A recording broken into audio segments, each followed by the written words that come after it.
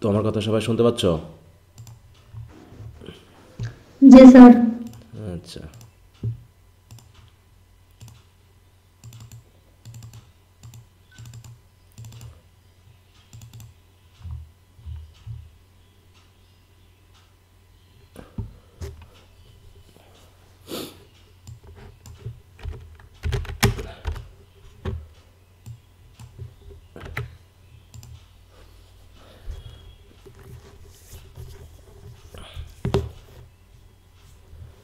আচ্ছা, তো আমরা ইংলিশ রিডিং স্কিলসে ছিলাম এবং সেখানে আমরা পড়ছিলাম হচ্ছে পার্ট এ এর কিছু মডেল, তাই না? এবং কয়েকটা মডেল দিয়েছিলাম, সেটা হচ্ছে 1, 6, 12, 14, 16 এবং 22। এগুলো তোমাদের একটু বাসায় দেখতে বলেছিলাম এবং বিশেষ করে শুধুমাত্র প্রথম যে কোশ্চেনগুলো আছে সেই কোশ্চেনগুলো নিয়ে একটু স্টাডি করতে বলেছিলাম, যে কীভাবে কোশ্চেন আনসারগুলো করতে হয় সেটা বোঝার জন্য। তো সবাই কি কাজগুলো করেছো, পড়েছো এগুলো প্যাসেজগুলো? জি স্যার। আচ্ছা, তো যদি কারো কোনো প্রবলেম থাকে একটু হাত তোলো, আমি দেখি যদি সমস্যা থাকে সমাধান করে দিই, আর না হলে মডেলগুলো একটু চেঞ্জ করে দিই। তারপরে আমরা বাংলা এই যে সেন্টেন্স স্ট্রাকচার শিখছিলাম সেগুলো আমরা আলোচনা করব। আচ্ছা, হ্যাঁ, কারো সমস্যা থাকলে একটু হাত তুলবা।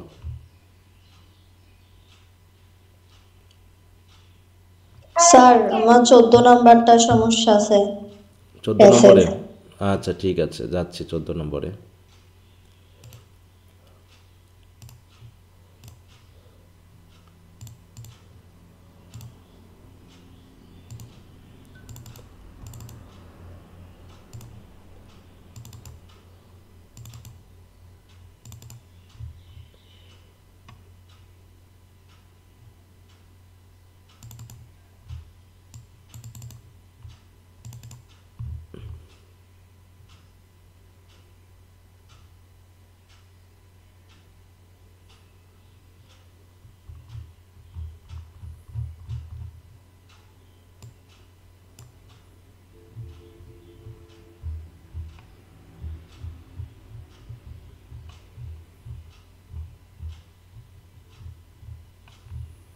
বলো 14 নম্বরে কোথায় সমস্যা? পুরোটাই সমস্যা? জি স্যার, মানে কোশ্চেন গুলো মিলেতে কষ্ট হচ্ছে, কিভাবে লিখবো সেটা। আচ্ছা দেখি কি সমস্যা হচ্ছে। বলছে who possesses cares and worries in life, তাই তো? জীবনে কেয়ারস অ্যান্ড ওরিস মানে কি? এটা দিয়ে কি বলছে? হচ্ছে দুশ্চিন্তা। আর কেয়ার মানে? এর মানে যত্ন নেওয়া। তাহলে এটা দিয়ে কি বোঝাবে আসলে? কেয়ার অ্যান্ড ইয়া মানে কি ওটা সিঙ্গেল কোনো মিনিং হবে শুধু, না না, না একত্রে মিনিং হবে? এটার মিনিং কি সবাই বলো দেখি, কি মিনিং খুঁজে বার করছো তোমরা?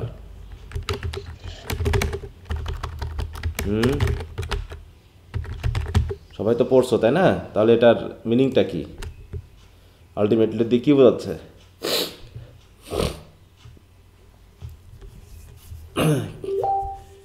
কী বোঝাচ্ছে এটা দিয়ে বলো তো? A state of mind that is troubled and engross মানে কি? সমস্যা জর্জরিত। তোমরা তো ওয়ার্ড মিনিং শিখতেছো তাই না? তা মিনিংগুলো যখন জানবা না তখন তো জানতে হবে, তাই তো? এটা দিয়ে কী বোঝাচ্ছে? বাংলা কী দাঁড়ালো তাহলে বলো তো?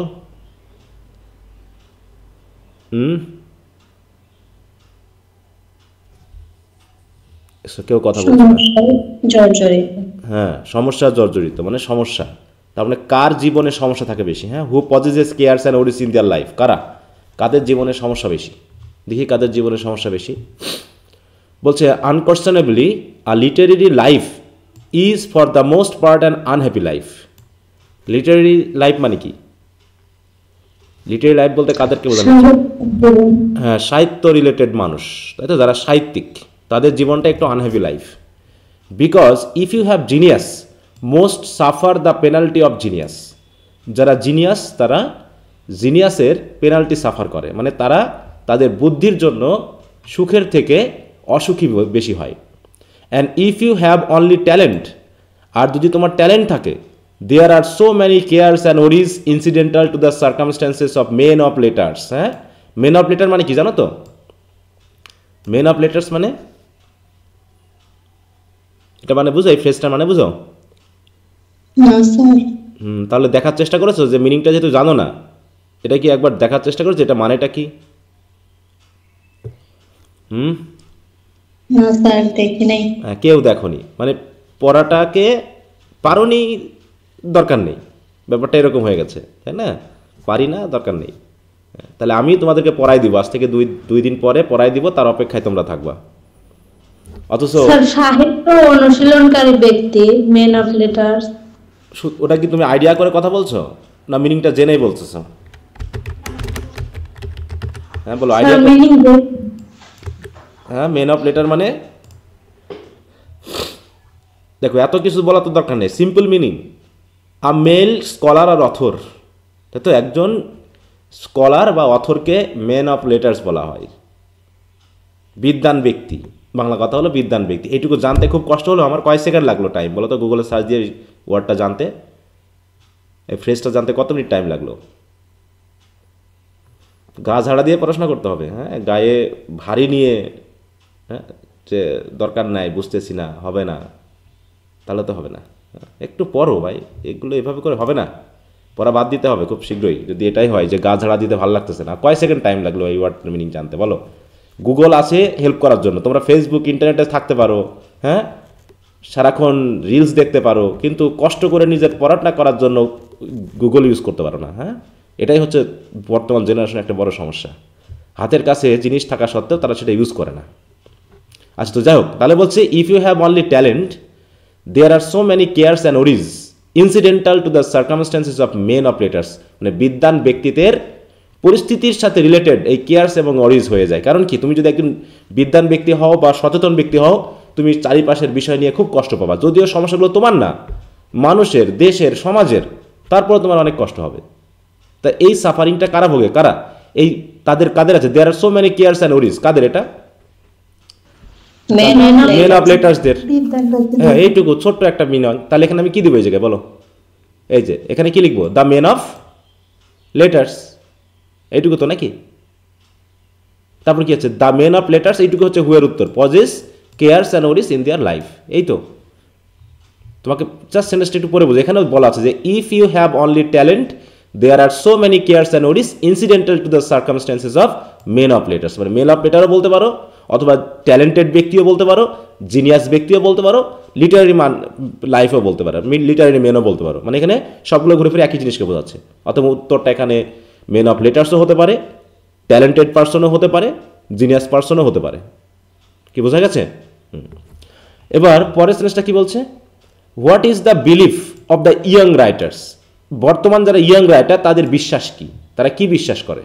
কি বলছে দেখো, besides the pangs of composition the continuous disappointment which is a true artist feel at his inability to reveal himself there is the difficulty of gaining the public ear. মানে কি, beside the pangs of composition, pang মানে বুঝো তো, প্যাংস of consciousness বা প্যাংস মানে কি? যন্ত্রণা, তাই তো? কম্পোজিশন মানে কি? লেখালেখি। লিটারারি পার্সনরা কি করে? লেখালেখি করে, তাই না? মেন অফ লেটার্সরা কি? লেখালেখি করে।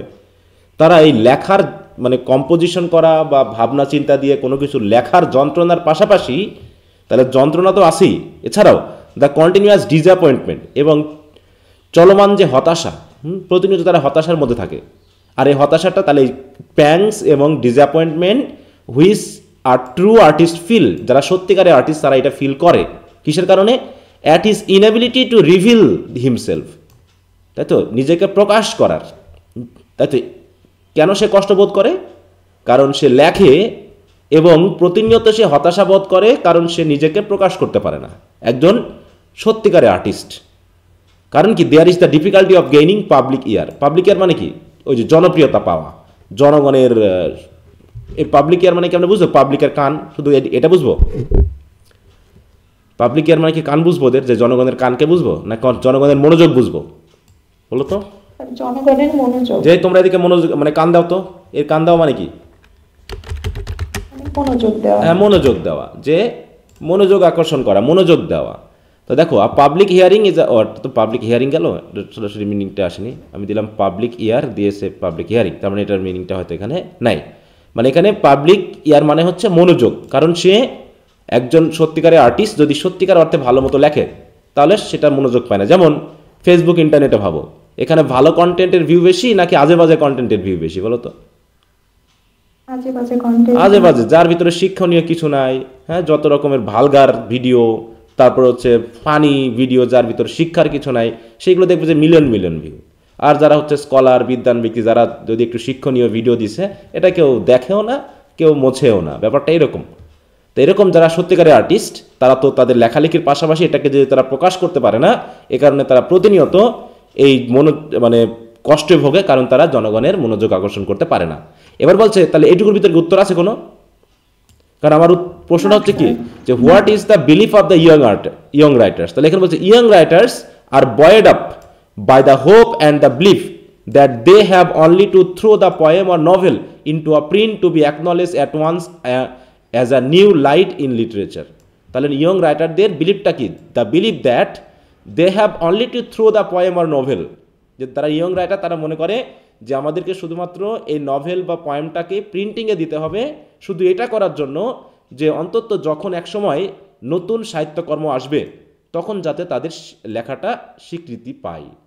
যেমন এখন অনেক রাইটার কিন্তু লিখতেছে, কিন্তু এখনকার এই রাইটারদের লেখালেখি আমরা জানিও না, তাদের নামও জানি না, কিন্তু একসময় হয়তো বা যখন ওই ধরনের ধারা আসবে তাদের সাহিত্যকর্ম হয়তো নতুন করে আবার প্রকাশ পেতে পারে। অনেক রাইটার আছে যারা মৃত্যুর 30-40 বছর পরে গিয়ে দেখা যাচ্ছে তাদের নাম কুড়িয়েছে, ফেম কুড়িয়েছে।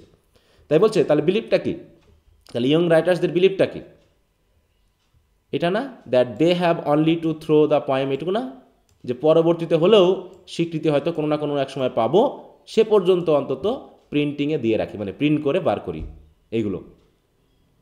তাহলে বিশ্বাসটা কোন, উত্তরটা কোন জায়গায়? এখান থেকে তো নাকি, এখান থেকেই পড়তে। হ্যাঁ দেখো, একটু খুঁজে বার করলেই পারা সম্ভব।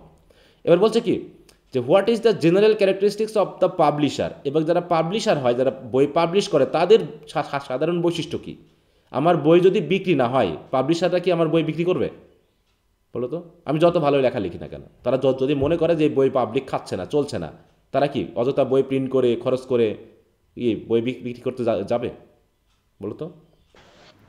না। কারণ এখনকার ছেলে মেয়ে বই খুব একটা বেশি পড়ে না, তাহলে এখন রাইটার হয়ে লাভ আছে বলো? ও তো বই পড়েই না, ও তো আমি যা বলতে যাচ্ছি সেটা দিয়ে তারা নিবেই না। হ্যাঁ, এখন হতে পারে যে হ্যাঁ তুমি লিখতে থাকো, ভবিষ্যতে কখনো যদি প্রকাশ পায়, এরকম একটা বিষয়। বলছে they are never convince that the edition of magazines and publishers to books are practical. তাহলে তাদের বলছে কি, যারা ইয়ং রাইটার, যাদের ভিতরে প্র্যাকটিক্যালিটি নেই, যারা শুধু লিখেই যাচ্ছে কিন্তু প্রকাশ করতে পারছে না, জনগণের মনোযোগ আকর্ষণ করতে পারছে না, তাই তারা বলছে যে দে আর নেভার কনভিন্স, মানে তারা কখনো বুঝতে চায় না যে পাবলিশারদের অথবা ম্যাগাজিন যেগুলো হয় সেগুলোর যে এডিশন, এগুলো হচ্ছে প্র্যাকটিক্যাল, মানে who are by no means frantically anxious about placing the best literature before the public. মানে যারা পাবলিশার হয় তারা কখনোই মানে চেষ্টাই করে না যে বেস্টটা জনগণের সামনে দিতে, যে এটাই বেস্ট, এটাই নেন, তারা এটা না। মূল কথা হলো যেটা মানুষ নিবে তারা সেটা প্রকাশ করবে, সেটা বেস্ট হোক আর লোয়েস্ট হোক, কোয়ালিটি লো হোক। জনগণ খাচ্ছে মানে আমি বই বিক্রি করবো বেশি, জনগণ খাবে না মানে তোমার যত বেস্ট লিটারেচারই হোক পাবলিকের সামনে নিয়ে আসার আমাদের কোনো টেনশন নাই। পাবলিশারদের কাজই হলো টাকা পয়সা ইনকাম করা, আর রাইটারদের কাজ হলো নিজের মনের মতো করে লেখা। অতএব যেটা জনগণ গ্রহণ করবে সেটা তারা বিক্রি। অত বলছে মোস্ট অফ দেম আর মিয়ার কমার্শিয়াল, কারণ কি তারা হচ্ছে কমার্শিয়াল মানে কি ব্যবসায়িক, তাই তো? হ্যাঁ ব্যবসায়িক, তারা চাইবে বিক্রি হলেই আমি বই পাবলিশ করবো। বলছে who conduct their business on the hardest line of profit and loss account, তাই না? তারা বিজনেস করে, লাভ ক্ষতির হিসাব মেনেই তারা কাজ করে। অতএব তুমি যত ভালো বই লেখো, যদি পাবলিক ইয়ার বা জনগণ যদি তোমার এই বই না কেনে, তাহলে ওরা সেই বই পাবলিক কাছে নিয়ে যাওয়ার জন্য তো টেনশন করে না। তাহলে কি বলছে যে তাহলে what is the general characteristics of the publisher? পাবলিশারদের জেনারেল ক্যারেক্টারিস্টিক কি? তারা হচ্ছে কমার্শিয়াল, তাই না? They are commercial. এবং কি করে তারা তাদের বিজনেস পরিচালনা করে কিসের উপর ভিত্তি করে? হার্ডেস্ট লাইনে প্রফিট এবং লসের কথা ভেবে চিন্তে তারপরে তারা এই কাজটা করে। এটাই তো আমাদের উত্তর নাকি, যে মোস্ট অফ দেম আর মিয়ার কমার্শিয়াল। এখানে কি বলছে উত্তরে? দেখো এই যে most of the publisher are commercial, they conduct their business on the line of loss and profit account. দেখো সোজা হিসাব। But supposing your book was fairly launched, its peril are only beginning. হ্যাঁ, but supposing your book was fairly launch মানে কি সুন্দরভাবে launch করা হয়েছে, এটা যদি তুমি মনে করো, ইটস পেরিলস মানে কি ধ্বংস নিশ্চিত। হঠাৎ করে মনে করবা যে হঠাৎ করে যদি কোনো কিছু নাম পেয়ে যায়, তাহলে বুঝতে হবে তোমার ধ্বংস খুব নিশ্চিত। কারণ দ্রুত যদি উন্নতি করে, আমরা এরকম আছে না, ভাইরাল মানে কি বেশি দিন আর থাকে ভাইরাল জিনিস, বলো তো আমাদের কাছে। মনে করো একটা ভাইরাল গান, এই গানটা কি বেশি দিন মানুষের কাছে জনপ্রিয় থাকে? আজ পর্যন্ত অনেক গান ভাইরাল হয়েছে তো, কিন্তু রবীন্দ্রনাথ, নজরুল বা হচ্ছে অন্যান্য যে সকল ক্লাসিক্যাল সং, এগুলো এখনও শুনলে ভালো লাগে, কিন্তু যেগুলো ভাইরাল গান মনে হয় না খ্যাত। মনে করো আজ থেকে 10 বছর আগে যেটা ভাইরাল ছিল, এখন শুনলে কি ভালো লাগবে বলো? মানুষ খ্যাত বলবে। বা যে ভিডিওটা আজকে 1 বছর আগে ভাইরাল ছিল, এখন আর মানুষ ওটা দেখেই না। অতএব তাই বলতেছে, যদি মনে করো যে তোমার বইটা খুব ফেয়ারলি লঞ্চ করেছো, তাহলে তোমার ধ্বংস নিশ্চিত। You have to run the gauntlet of critics. এই যে এটা মানে কি,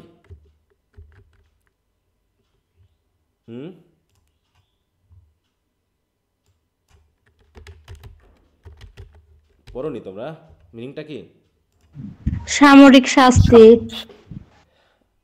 সামরিক,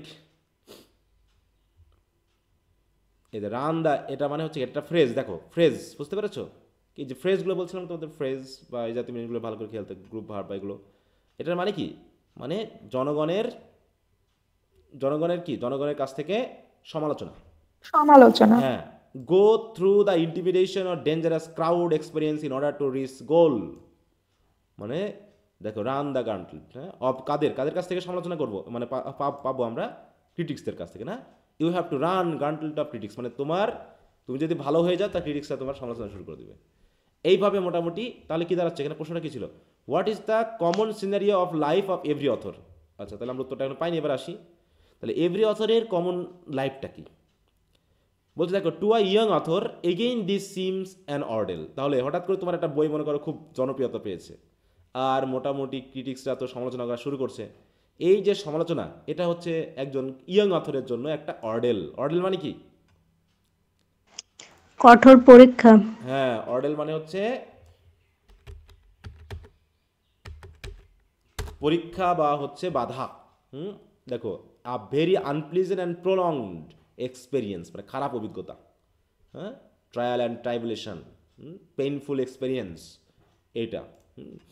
when you are a little older, তারপর তুমি যখন আস্তে আস্তে বড় হয়ে উঠবে, you find that criticism is not much more serious than the play of clowns in a circus. তাই তো? তখন তুমি আস্তে আস্তে বুঝতে শিখবা যে ক্রিটিসিজম, ওই সার্কাসে যে ক্লাউনরা থাকে না, ক্লাউন থাকে মানে কি, ক্লাউন মানে কি বলো তো? গ্রাম্য লোক। না, ক্লাউন মানে গ্রাম্য লোক না, ক্লাউন মানে হচ্ছে সার্কাসে কি গ্রাম্য লোক থাকে না, জোকার। ওদেরকে যেমন আমরা সিরিয়াসলি নেই না, তারা গালিগালা করলেও কি আমরা সিরিয়াসলি নেই? রাস্তার পাগল যদি আমাদের গাল দেয়, আমরা খুব রাগ করি, বলো তো? সিরিয়াসলি নেই ওটা? হ্যাঁ, তা ওরকম। তা বলছে তুমি হয়তো ইয়ং যখন থাকবা, তখন এই অন্যের যে সমালোচনা, এটা তোমার কাছে খুব খারাপ লাগবে, কিন্তু যখন আস্তে আস্তে বড় হয়ে উঠবা, তখন মনে হবে ওই সার্কাসের ক্লাউনদের যে সকল ট্রিক, তাই তো, ওদের যে মজা দেওয়ার কাহিনী, ওখানে খারাপ কিছু বললেও আমরা যেমন মন খারাপ করি না, তেমনি এই সমালোচনাও ঠিক ওইরকম সিরিয়াস কিছু না, এটা স্বাভাবিক বিষয়। আর time comes in the life of every author, বলছে প্রত্যেকটা অথরের জীবনে কোনো না কোনো সময় আসে, when he regards critics rather than formidable. হ্যাঁ, বলছে যখন তারা ক্রিটিক্সদেরকে ফর্মিডেবল ভাবা শুরু করে। ফর্মিডেবল মানে কি? What is the meaning of formidable বলো? দুর্দান্ত। ফর্মিডেবল, তাই তো? Inspiring fair and respect through being ইমপ্রেসিভলি large, powerful and intense and capable. Formidable মানে কি? খুব, মানে কি বলবো, আতঙ্কজনক, ভয়ানক। এই যে ভয়ঙ্কর স্যার, ভয়ঙ্কর। তারা ক্রিটিক্সদেরকে ভয়ঙ্কর ভাবতে শুরু করে। হ্যাঁ, বলছে কি, আর টাইম কামস ইন লাইফ, কাদের লাইফে? অথরের লাইফে, অফ এভরি অথর। তাহলে এটা কি বলছে? প্রশ্ন কি ছিল? What is the common scenario of life of every author? এটাই না, যে তারা কি করতে শুরু করে, যে the common scenario of every author is that he starts to, দেখো, থিঙ্ক, বা যে কোথায় গেল, he regards critics rather than formidable. এটাই হচ্ছে উত্তর নাকি? হ্যাঁ, এখানে কি বলছে দেখো, the common scene of life that is that he consider critics formidable. Easy. তারপর কি বলছে? বাট দেয়ার আর সেন্সিটিভ, পরের প্রশ্নটা কি, sorry, how can an author protest himself against insult? তাহলে সমালোচনার বিরুদ্ধে, অপমানের বিরুদ্ধে একজন অথর কীভাবে প্রতিবাদ করতে পারে? এটা শেষের লাইনে আছে, but there are sensitive souls that yield under the chastisement. Chastisement মানে বুঝো তো, বলছে দেয়ার আর সেন্সিটিভ সোলস, বলছে কিছু আছে যারা খুবই সংবেদনশীল। হ্যাঁ শাস্তি স্যার, হ্যাঁ, শাস্তি। চ্যাস্টাইজমেন্ট মানে গালিগালা, তাই তো, অপমান, এই জাতীয় চ্যাস্টাইজমেন্ট।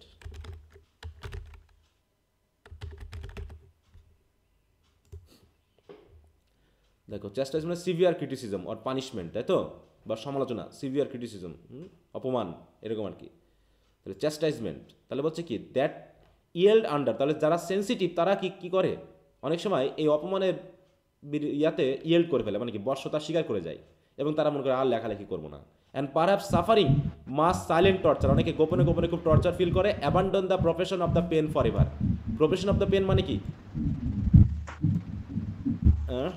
প্রফেশন অফ দ্য পেন মানে কি, কোন জাতীয় প্রফেশন?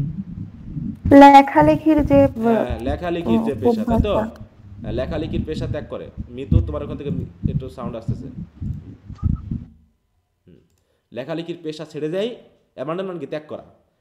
তাহলে এইভাবে তারা ছেড়ে দেয়। But the most unwise thing in the world for an author, আর বলতেছে পৃথিবীতে একজন অথরের সবচেয়ে unwise thing is that to take public notice of criticism in the way of defending himself. হ্যাঁ, যে অথরদের সবচেয়ে বড় মানে কি নির্বোধের কাজ হলো যে তারা সহজেই পাবলিকরা যে তাকে ক্রিটিসিজম করে এটা তারা সহজে গ্রহণ করে এবং তারা ডিফেন্ড করতে শুরু করে। এটাই হচ্ছে সবচেয়ে খারাপ জিনিস। এটা করা যাবে না, পাবলিক যা বলে বলুক। সবচেয়ে ইনসাল্টের, দেখো ইনসাল্টের সবচেয়ে বড় গার্ড কি, দেখো silence is the only safeguard as it is the only dignified protest against insult. তাহলে ইনসাল্টের, তাই তো, ডিগনিফাইড প্রোটেস্ট হচ্ছে কোনটা? Silence. Silence is the only safeguard as it is the only dignified protest. হ্যাঁ, dignified মানে কি, একটা মর্যাদা সম্পন্ন প্রতিবাদ এগেইনস্ট ইনসাল্ট। তাহলে এখানে কি বলবো, যে how can an author protest himself against insult, কি বল, তাহলে হচ্ছে কি an author can protest himself against insult by being silent, নাকি বাই বিং সাইলেন্ট, এইটুকুই আমরা দিতে পারি।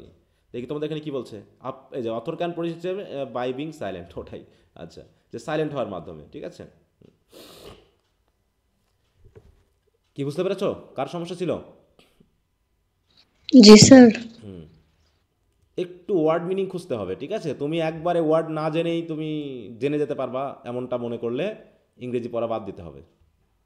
দেখো এখান থেকে কি অনেকগুলো ওয়ার্ড না, কমপক্ষে 10টা ওয়ার্ড মিনিমাম তোমাদের অজানা, নাকি? এবং যা ওয়ার্ডের মিনিং যা জানো অনেক সময় তা মিনিং আসতেছে না, সেন্স ভেতে কিন্তু পার্থক্য হয়ে যাচ্ছে।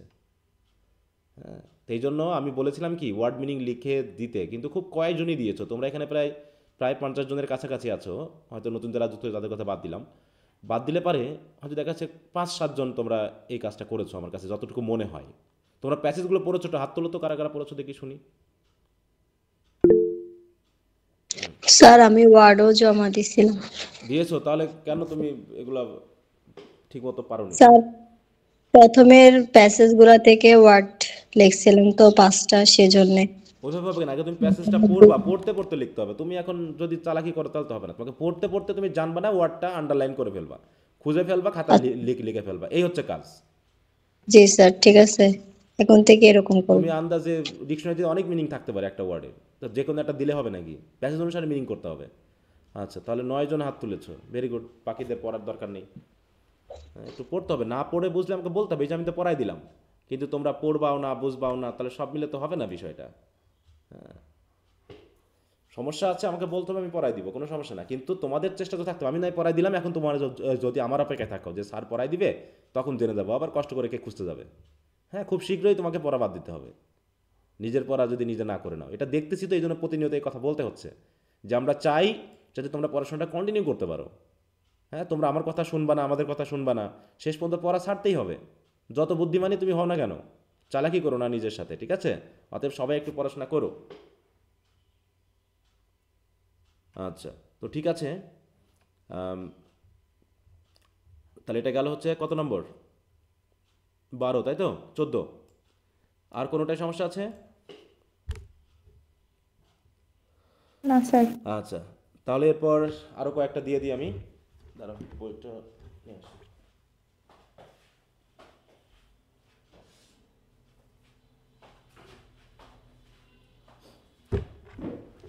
আমি কি কিন্তু আস্তে আস্তে বড় বড় প্যাসেজ দিকে যাচ্ছি, যাতে ধাপে ধাপে আমরা পড়তে পারি। আগামী দিনের পর থেকে একবারে সব দিয়ে দিব, দিয়ে একটা টাইম দিয়ে দিব, ওর মধ্যে আমরা একটা টেস্ট নিব এই পার্ট এ এর উপরে। আমরা আর এদিকে আমরা তো আলোচনা করছি। আচ্ছা, এরপর হচ্ছে 3 পড়বা, 4 নম্বর তো চলে এসেছে পরীক্ষায়, 6 নম্বর তো দেওয়া ছিল, 7 নম্বরে দেওয়া ছিল হিস্ট্রি অফ বাংলাদেশ। আচ্ছা, এটা একটু দিই। 8 নম্বর,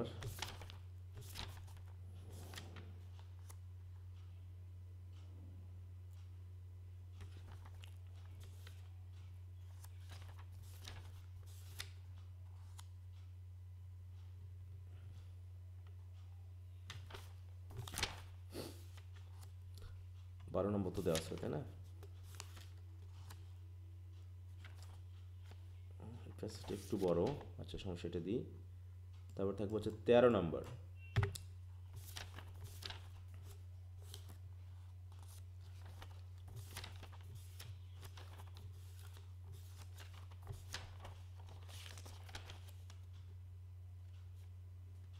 আচ্ছা, শেক্সপিয়ার সম্পর্কে 17,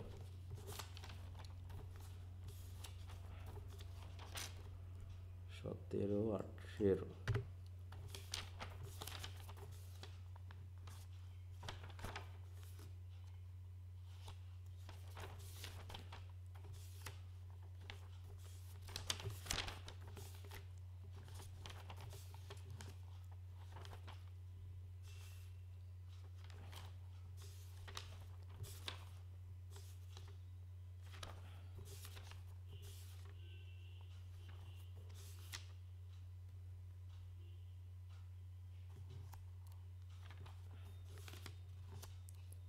তারপর হচ্ছে 29।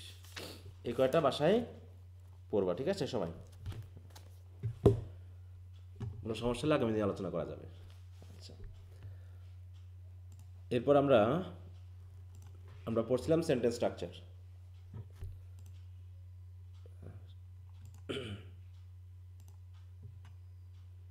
না, কি ব্যাপার,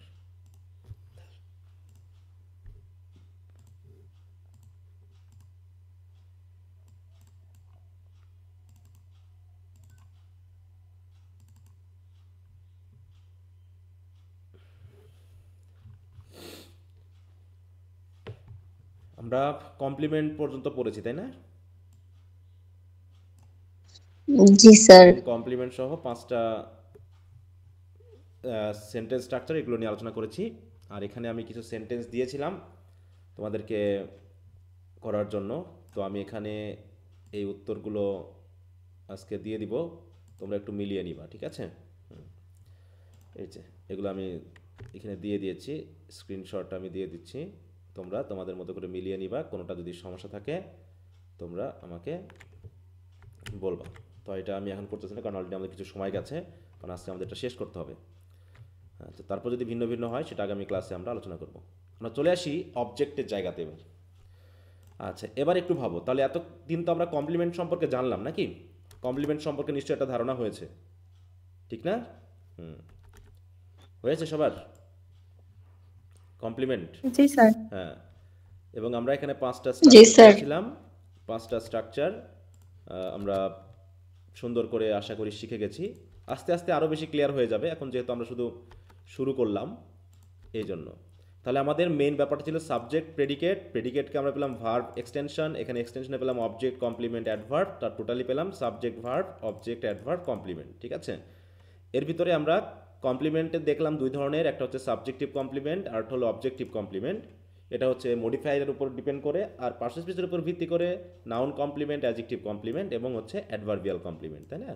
এই হিসাবে আমরা জাস্ট 2টা ভার্ব পেয়েছি। সাবজেক্টিভ কমপ্লিমেন্ট হলে লিঙ্কিং ভার্ব হয়, আর অবজেক্টিভ কমপ্লিমেন্ট হলে ফ্যাক্টিভ ভার্ব হয়, আর অ্যাডভার্বিয়াল কমপ্লিমেন্টের ক্ষেত্রে সবসময় বি ভার্ব বসবে। এই হচ্ছে আমাদের 5টা স্ট্রাকচার। এরপর আমরা চলে আসি অবজেক্টের ব্যাপারে। হ্যাঁ, অবজেক্ট কী জিনিস, অবজেক্টের বিষয়টা আমরা কি শিখব। দেখো, মনে করে বললাম I am a student, I am a student, তাহলে আমি একজন ছাত্র, তাহলে এখানে আ স্টুডেন্ট ছিল কি কমপ্লিমেন্ট, তাই না, কারণ এটা সাবজেক্টের পরিচয়। এখন যদি বলি আই রিড আ বুক, এই বুকটা কি আমার পরিচয়, মানে এই বুকটা কি আমি, বলো তো? না। নাকি এখানে আমি একটা কাজ করছি, সে কাজের সহায়ক হচ্ছে কে, এই বইটা, এই বইটা ছাড়া কি আমি এই কাজটা করতে পারবো? না। তার মানে না। এই যে বুক, এইটা হচ্ছে আমার সাথে রিলেটেড না সরাসরি, আমি যে কাজ করি তার সাথে রিলেটেড, ঠিক আছে? এবং আমি যে পড়া কাজটা করছি, এই পড়া কাজের যে ইনফ্লুয়েন্স বা প্রভাব বা অ্যাকশন, সেই অ্যাকশনটাকে রিসিভ করছে হচ্ছে আ বুক, কারণ এই বুকের মাধ্যমেই আমি কাজটা করছি। একইভাবে মনে করো যে আই ইট, খাবার টাবার কিছু নাই, আমি খাইতে পারবো, আমার ইট কাজটা হবে? মনে করো খাবার না। নাই, খাবার নাই সামনে, কিচ্ছু নাই, আমি কি ইট হবে? হবে না। তাহলে এই কাজটা করতে আমার কিছু দরকার আছে, মানে তুমি যখন একটা কাজ করতে যাইবা, তখন এই কাজটা করার জন্য তৃতীয় কোনো একটা বিষয় দরকার। তাহলে সেই যে বিষয়টা এবং তার অনুপস্থিতিতে কাজটা আমার পক্ষে করা সম্ভব না, আমি কাজটা করতে পারবো না। আমি আছি, ভার্বও আছে, কিন্তু এই ভার্বটা সম্পাদন করার জন্য যে জিনিস দরকার, যে ব্যক্তি দরকার, সেটা মনে করো নেই, তাহলে তো আমি পারবো না। পারবো কি? তাহলে আই ইট, এটা কি কমপ্লিট সেন্টেন্স হয়? আই ইট, বলো। হ্যাঁ, এর সাথে কি থাকতে হবে, একটা সেন্স থাকতে হবে যে আমি আসলে কি খাচ্ছি। তাহলে আমার ইট নামক যে অ্যাকশনটা হচ্ছে, সেই অ্যাকশনের যে রিসিভার, সে হচ্ছে কি একটা, মনে করো রাইস হতে পারে, বা হচ্ছে কোনো ফ্রুট হতে পারে, বা যে কোনো কিছু হতে পারে।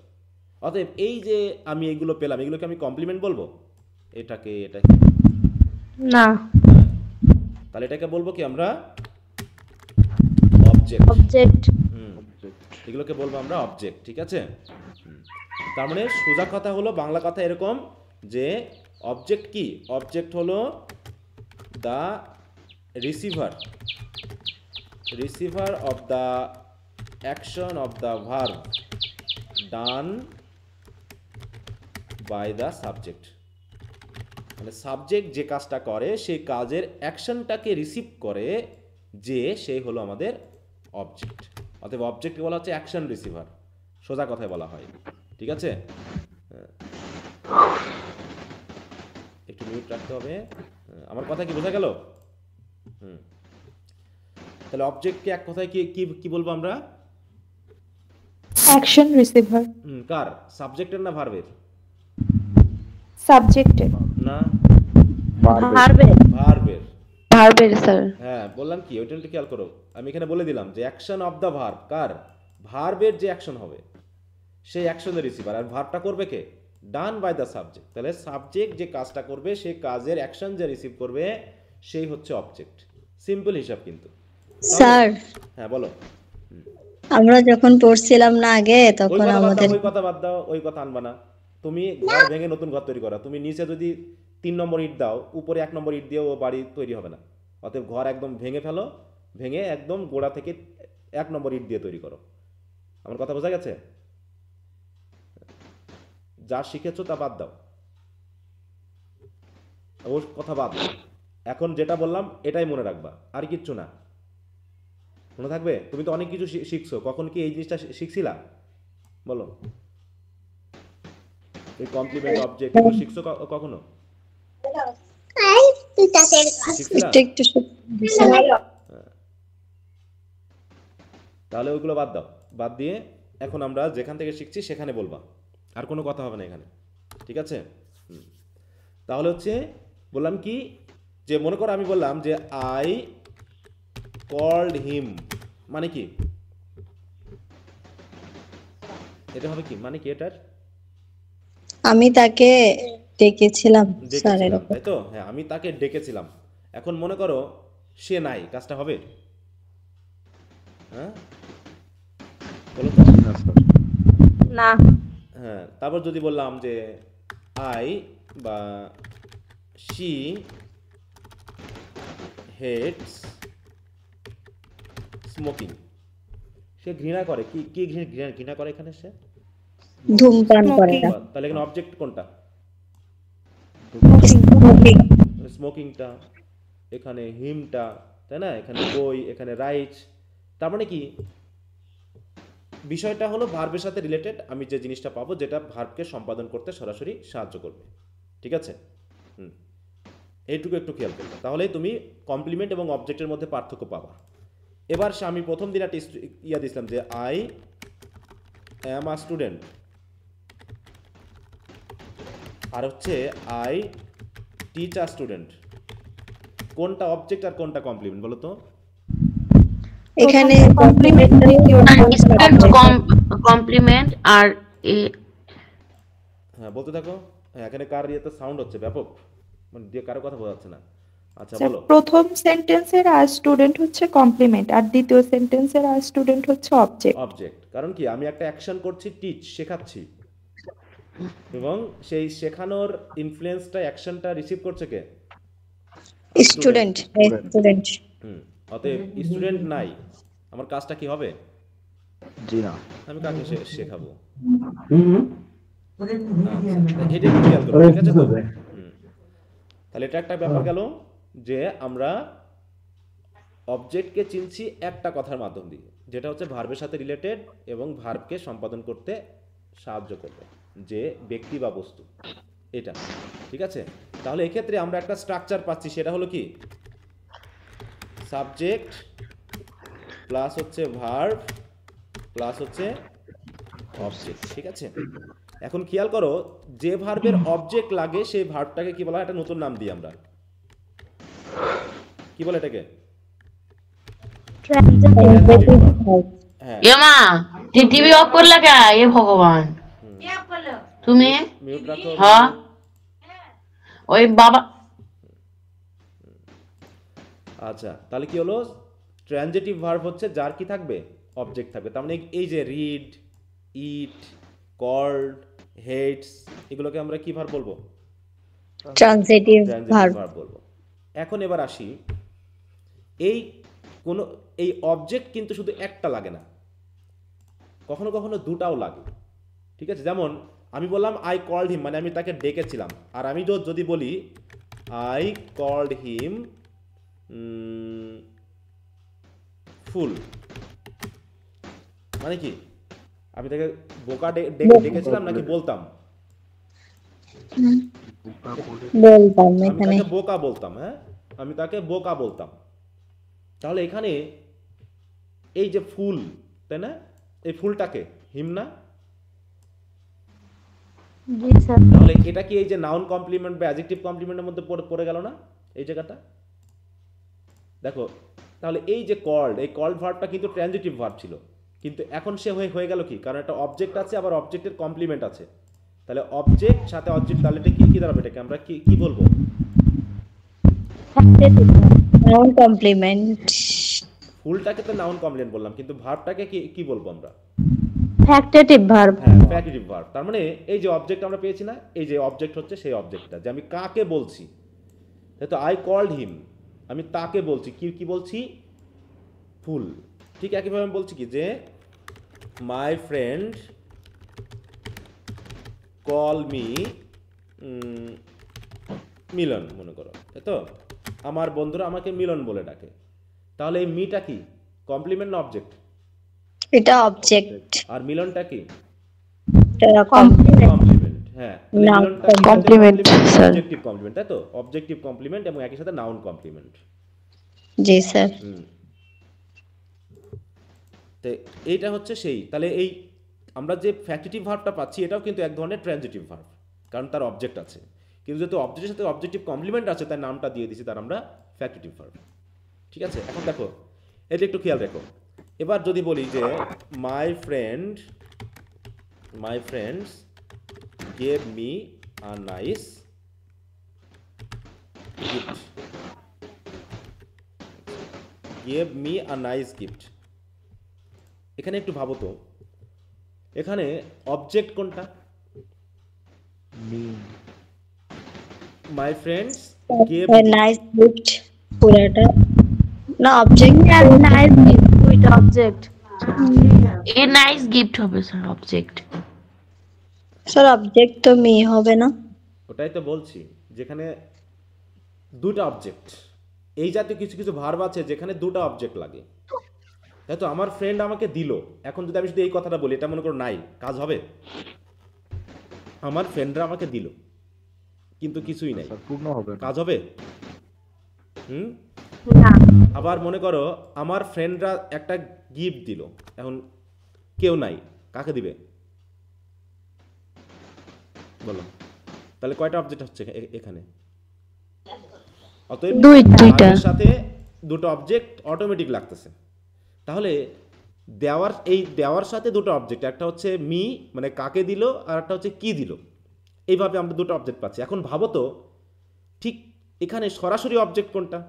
দেওয়া যায় কি এখানে? দেওয়ার সাথে রিলেটেড কোন অবজেক্টটা, মি কে না গিফটকে? A nice gift. তোমাদের মধ্যে কারো একজনের ব্যাপক সাউন্ড হচ্ছে, হ্যাঁ সম্ভবত মিতু। আবার কথা বলো তো মিতু, তুমি আমার সাথে কথা বলো। মিতু শুনতে পাচ্ছ? জি স্যার। হ্যাঁ, এই যে তোমার এখান থেকে খুবই সাউন্ড আসতেছে। সবাই কি বুঝতে পারছো কিরকম সাউন্ড আসতেছে? হ্যাঁ, সবাই বুঝতে পারছো কিনা জানি না, কিন্তু আমার এখানে খুবই সাউন্ড হচ্ছে তোমার। হ্যাঁ, তুমি একটু মিউট রেখে কথা বলবা, ঠিক আছে? মানে তুমি কথা বলার দরকার নেই আপাতত, কারণ আর যদি না বুঝতে পারো তোমার হাত তুলবা, আমি তোমার উত্তরটা নিব। তা না হলে বাকিদের কথা বোঝা যাচ্ছে না। এটা হচ্ছে একটা সমস্যা। ওকে, তো যাই হোক, তাহলে বলছে কি দেখো, যে my friends gave me a nice gift. তার মানে এখানে সরাসরি অবজেক্টটা হচ্ছে গিফট, কারণ এটা দেওয়া যায়। মি কি দেওয়া যায় নাকি মি গ্রহণ করে এখানে? মি গ্রহণ করে। তাহলে দেখো, তাহলে গেভ ভার্বের অ্যাকশনটা সরাসরি রিসিভ করছে হচ্ছে গিফট, আর গিফটটাকে রিসিভ করছে হচ্ছে মি। ব্যাপারটা এরকম না যে ভার্বের অ্যাকশনটা একজন রিসিভ করতেছে, আর ভার্বের অ্যাকশনটাকে যে রিসিভ করতেছে তাকে আবার আরেকজন রিসিভ করতেছে। আরেকটা উদাহরণ দিই, যে I sent my father a letter. আমি আমার বাবাকে একটা চিঠি পাঠিয়েছিলাম। এখানে আমি কি পাঠিয়েছিলাম? চিঠি। চিঠি। কাকে পাঠিয়েছিলাম? ফাদারকে। ফাদারকে। কে কোনটা রিসিভ করলো? সেন্ড ভার্বের অ্যাকশনটা রিসিভ করলো কে? A letter. লেটার। পাঠানো কাজটা লেটারের সাথে হচ্ছে, আর লেটারটা রিসিভ করলো কে? ফাদার। My father. ফাদার। তাহলে এখানে অটোমেটিক দুইটা অ্যাকশন চলে আসতেছে, মানে দুইটা জায়গা চলে আসতেছে, দুটা ধাপ চলে আসতেছে। এরকম দুটা অবজেক্ট আমরা পাবো। আমি যদি এই অবজেক্টটা না দিতাম, তাহলে কি কমপ্লিট হতো সেন্টেন্সটা, যে আই সেন্ড মাই ফাদার? তখন মনে হতো আমি আমার বাবাকে পাঠিয়েছি, মানে বাবাকে পাঠিয়ে দিয়েছি, এরকম হয়ে যেত সেন্টেন্সটা, তাই না? যেমন এই জায়গায় আই কল্ড হিম, এর মিনিংটা কি? এর মিনিং হচ্ছে ডাকা, তাই না? আই কল্ড হিম মানে আমি তাকে ডেকেছিলাম। আর এটার মিনিং কি? আমি তাকে বোকা বলেছিলাম। দুটা কিন্তু মিনিং আলাদা। এখানেও ঠিক ওরকম হয়ে যাচ্ছে, যে আই সেন্ট মাই ফাদার, এটার মানে কি? যে আমি আমার বাবাকে পাঠিয়েছিলাম, মানে বাবাকেই কোথাও পাঠিয়েছিলাম। আর যখন আমি বলতেছি I sent my father a letter, তখন কি হচ্ছে? যে আমার বাবাকে আমি পাঠাইনি, বরং বাবার কাছে একটা চিঠি পাঠিয়েছিলাম, এটা বলো। তাহলে পাঠানো হচ্ছে কোনটা? চিঠিটা। আর সেই অবজেক্ট রিসিভার হচ্ছে আমাদের এটা। তাহলে অবজেক্ট হচ্ছে দুই ধরনের। হ্যাঁ, অবজেক্ট দুই ধরনের, তোমরা নিশ্চয় নামটা জানো, কিন্তু মানে প্রকারভেদটা সমস্যা আছে। তাহলে আমরা বলছি কি, একটা বলা হয় ডাইরেক্ট অবজেক্ট। কি বলা হয়? একটা হচ্ছে কি ডাইরেক্ট অবজেক্ট। কোনটা ডাইরেক্ট অবজেক্ট এখানে? ডাইরেক্ট অবজেক্ট কোনটা? যেটা ভার্বের সাথে সরাসরি রিলেটেড। এখানে ভার্বের সাথে রিলেটেড কোনটা? লেটার, তাই না? লেটার। এখানে নাইস গিফট, এটা হচ্ছে কি ভার্বের সাথে সরাসরি রিলেটেড। এই জন্য এদেরকে বলা হয় কি ডাইরেক্ট অবজেক্ট, মানে the receiver of the action of the verb. তাহলে ভার্বের অ্যাকশনকে যে রিসিভ করছে তাকে বলছে আমরা ডাইরেক্ট অবজেক্ট, ঠিক আছে? আর একটা হচ্ছে কি ইনডাইরেক্ট অবজেক্টকে, যে the receiver of the direct object. আর ওদিকে যে ডাইরেক্ট অবজেক্টকে রিসিভ করছে সে হচ্ছে ইনডাইরেক্ট অবজেক্ট। তাহলে ডাইরেক্ট অবজেক্ট হচ্ছে কে? যে অ্যাকশন রিসিভ করছে সে হচ্ছে, ভার্বের অ্যাকশন রিসিভ করছে সে হচ্ছে ডাইরেক্ট অবজেক্ট। আর যে ডাইরেক্ট অবজেক্টকে রিসিভ করছে সে হচ্ছে ইনডাইরেক্ট। কারণ কি ইনডাইরেক্ট? কারণ কি? কারণ সে সরাসরি ভার্বের অবজেক্ট না, এ সরাসরি ভার্বের অবজেক্ট না, এই জন্য ইনডাইরেক্ট বলা হচ্ছে। কি কথা বোঝা গেল? জি স্যার। আমরা অবজেক্ট মেইনলি দুইভাবে এভাবে পড়তাম, যে ব্যক্তিবাচক অবজেক্ট আর বস্তুবাচক অবজেক্ট, তাই না? ব্যাপারটা এরকম পড়েছি, কিন্তু আসলে ওটা হচ্ছে চালাকি। ওটা আসলে অরিজিনাল সংজ্ঞা না বা অরিজিনাল মিনিংটা না, ওটা চালাকি করা হয়েছে। কারণ যারা অবজেক্ট রিসিভ করে তারা ব্যক্তিবাচকই হয়, কিন্তু ব্যক্তিবাচক সরাসরি বলা যায় না, ঠিক আছে? তো যেমন আমরা ছোট হাতের অক্ষর আর বড় হাতের অক্ষর বলি, এই ছোট হাতের অক্ষর আর বড় হাতের অক্ষরের সাথে কি আমাদের ইংলিশ শব্দটা যায়? Small letter and capital letter, বলো, স্মল লেটার আর ক্যাপিটাল লেটার, তাই না? স্মল লেটার মানে কি? ছোট হাতের লেখা, মানে আমার হাতটা ছোট, এরকম কিছু না, ছোট করে লেখা, মানে ফন্টটাই ছোট, ফন্টটা ছোট, হ্যাঁ বলো তো। এখন মনে করো আমি লিখলাম কি এইভাবে, মনে করো টি লিখলাম একটা, আর একটা লিখলাম হচ্ছে টি, অ্যান্ড কোনটা ক্যাপিটাল আর কোনটা স্মল? প্রথমটা ক্যাপিটাল, দ্বিতীয়টা স্মল। কিন্তু দুটো তো দেখতে একই সাইজের। এটা কি ছোট বড়ের জন্য আমরা স্মল লেটার ক্যাপিটাল লেটার বলছি, নাকি ফন্ট আলাদা বলে বলছি? ফন্ট আলাদা। ফন্ট আলাদা বলে, ঠিক ওরকম একটা বিষয় যে আমি এখন যদি টিকে এর থেকে একটু বড় করে দিই, তাহলে কি সে ক্যাপিটাল লেটার হয়ে যাবে, যে বড় হাতের বা বড় অক্ষর? না, স্মলই থাকবে। সে স্মলই থাকবে। অতএব এটা জাস্ট একটা ফন্টের নাম। এটার সাথে আমরা অবশ্যই যে ডিকশনারি মিনিং সেটা আমরা ওইভাবে ব্যবহার করব না, যে ছোট হাতের মানে ছোট হাত বা ছোট লেখাটা অন্যের থেকে ছোট, এরকমটা না, ফন্ট ভিন্নতা। তো এখানেও ঠিক সেরকমভাবে যে আমরা দেখতেছি কি, এখানে দেখো যে যারা অবজেক্টকে রিসিভ করে অধিকাংশ ক্ষেত্রে তারা কিন্তু কি হয়, দেখো ব্যক্তিবাচক কি হয়। এই জন্য আমরা বলে থাকি ব্যক্তিবাচক অবজেক্ট। ইনডাইরেক্ট অবজেক্ট মানে ব্যক্তিবাচক অবজেক্ট, আর ডাইরেক্ট অবজেক্ট মানে হচ্ছে বস্তুবাচক অবজেক্ট। কিন্তু সবসময় কিন্তু এমনটা ঘটে না, এমনটা কিন্তু সবসময় ঘটে না। দেখা যাচ্ছে আমাদের এখানে বস্তুবাচক বা প্রাণীবাচকও থাকতে পারে, প্রাণীবাচকও থাকতে পারে। যেমন আমি যদি বলি যে আই গেভ মাই ক্যাট, তাই তো, সাম ফুড, তাহলে কি ক্যাটটা কি ব্যক্তিবাচক হয়ে গেল? বলো তো, ব্যক্তিবাচক নিশ্চয়ই, হ্যাঁ, সে হচ্ছে প্রাণীবাচক, যেটাকে আমরা অনুসারে বলি। ওই রকম ব্যাপারটা না। অথবা আমি যখন বললাম যে I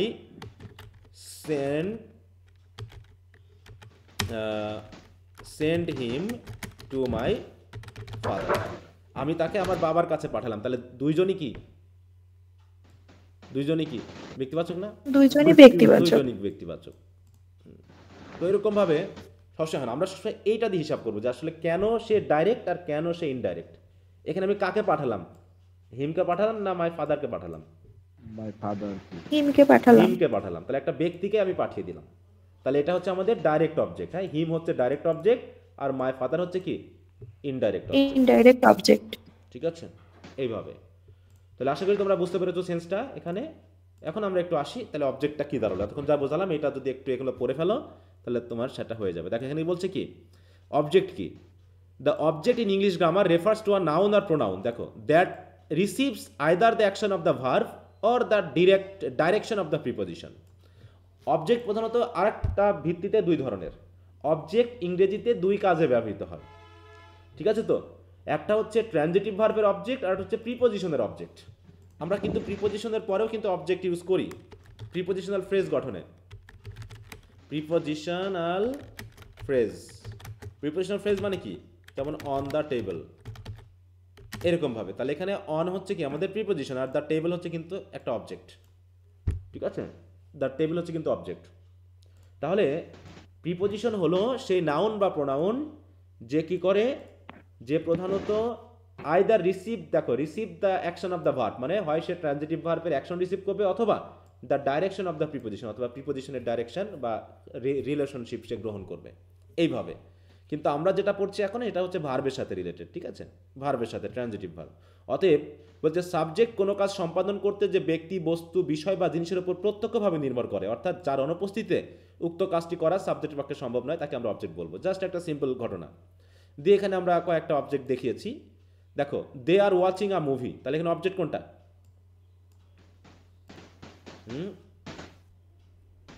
they are watching a movie, A movie, sir. Movie sir. তার বলছে he taught me a nice lesson, এখানে অবজেক্ট কোনটা? Nice lesson. A nice lesson. আরেকটা হবে না, মি হবে না? মিটা হচ্ছে ইনডিরেক্ট। হ্যাঁ, তাহলে যেটাই হোক দুটো তো অবজেক্ট হবে। দুটো অবজেক্ট আছে এখানে। এটা হলো ইনডাইরেক্ট অবজেক্ট, এটা হলো ডাইরেক্ট অবজেক্ট। একইভাবে the shepherds were grazing their sheep, শেফার্ডেরা তাদের মেষ চড়াচ্ছে, ভেড়া চড়াচ্ছে। তাহলে এখানে অবজেক্ট কোনটা? কি চড়াচ্ছে? sheep, hmm, their sheep. হ্যাঁ। তা এরকম ভাবে আমরা পড়ছি। এবার এই অবজেক্টের সাথে রিলেটেড যে ভার্বটা তাকে আমরা বলি ট্রানজিটিভ ভার্ব। তার মানে যে ভার্ব সম্পাদন করতে সাবজেক্টকে প্রত্যক্ষভাবে অন্য কোনো ব্যক্তি বা জিনিসের উপরে নির্ভর করতে হয় সে ভার্বকে ট্রানজিটিভ ভার্ব বলে, অর্থাৎ যে ভার্বের অবশ্যই অবজেক্ট লাগে, এটা হচ্ছে ট্রানজিটিভ ভার্ব। এবার আসি ট্রানজিটিভ ভার্বের প্রকারভেদ। আমরা কিন্তু অলরেডি বুঝে ফেলেছি ট্রানজিটিভ ভার্বের প্রকারভেদ হচ্ছে, ট্রানজিটিভ ভার্বকে আমরা দুইভাবে পাই। একটা হচ্ছে যে ট্রানজিটিভ ভার্বের কয়টি অবজেক্ট লাগবে তার উপর ভিত্তি করে। তাহলে আমরা সর্বোচ্চ দুটো পেয়েছি, মিনিমাম একটা পেয়েছি নাকি? হয় একটা না হয় দুটো লাগবে। তাহলে যে ভার্বের একটা অবজেক্ট লাগবে তাকে বলবো কি আমরা? মনোট্রানজিটিভ ভার্ব। কি বললাম? Monotransitive verb. মনোট্রানজিটিভ ভার্ব। যে তাহলে যে ভার্বের একটা অবজেক্ট লাগবে তাকে আমরা বলবো হচ্ছে মনোট্রানজিটিভ ভার্ব। যেমন এখানে একটা করে আছে না, I am learning English language, you should help her, I have repaired my house, the crow did not find any food. এগুলো হচ্ছে কি any food, movie, English language, এগুলো হচ্ছে সিঙ্গেল সিঙ্গেল অবজেক্ট। আর যে ভার্বের দুটো অবজেক্ট লাগবে তাকে আমরা বলবো কি? Ditransitive verb. ডাইট্রানজিটিভ। যেমন এখানে বলছে হ্যাঁ, he gave me some advice, তাহলে me some, the teacher is teaching the students English, the students আর English, the Nobel committee awarded Nelson Mandela Nobel prize, তাহলে নোবেল পিস প্রাইজ আর নেলসন ম্যান্ডেলা দুটো object. হ্যাঁ, he asked me some question, me এবং some question হচ্ছে object. I told him the matter, তাহলে him are the matter হচ্ছে দুইটা object. তাহলে এইভাবে এই যে টিচিং, গেভ, অ্যাওয়ার্ডেড, আস্কড, এগুলো হচ্ছে কি? ডাইট্রানজিটিভ ভার্ব। ঠিক আছে? এবার হচ্ছে আর ডাইরেক্ট অবজেক্ট কি আর ইনডাইরেক্ট অবজেক্ট কি সেটা তো আমরা বুঝেই ফেললাম। তাহলে এই হচ্ছে মোটামুটি আমাদের অবজেক্ট নিয়ে আলোচনা। এখন এই অবজেক্টের উপর ভিত্তি করে আমরা দুটো স্ট্রাকচার পাবো। একটা হচ্ছে subject plus monotransitive verb plus object, আর হচ্ছে subject plus ditransitive verb plus indirect object, সাথে হচ্ছে ডাইরেক্ট অবজেক্ট, যেটা আমরা অলরেডি পড়ে এসেছি। এবং এই 7 নম্বর যে স্ট্রাকচারটা, এটার আবার একটু ভিন্নতা হয়। কেমন? ডাইরেক্ট অবজেক্ট যদি আগে চলে আসে এবং ইনডাইরেক্ট অবজেক্ট যদি পরে যায় তখন মাঝখানে একটা প্রিপোজিশন বসাতে হয়। ঠিক আছে? মাঝখানে একটা প্রিপোজিশন বসাতে হয়। প্রিপোজিশনগুলো প্রধানত টু, ফর বা উইথ হয়, সেটা মিনিং অনুসারে।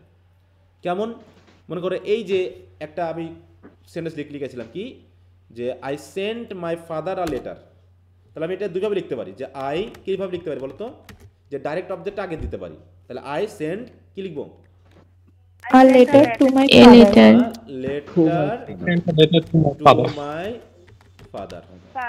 হ্যাঁ, এইভাবে দেখাচ্ছে আমার হতে পারে। অথবা আই গেভ মাই, এটা আই সে, দেখো যেটা আমি এখানে করেছিলাম, I sent him to my father. এইভাবে দুটো অবজেক্ট একটু চেঞ্জ হতে পারে। হ্যাঁ, তখন আমার কি হবে? একটা প্রিপোজিশন বসাতে হবে। তো এই জায়গাতে আমরা খেয়াল করব। তাহলে আমরা এখানে আরও দুটো স্ট্রাকচার পেয়ে গেলাম। তাহলে আমাদের টোটাল স্ট্রাকচার হলো কয়টা? 7টা না?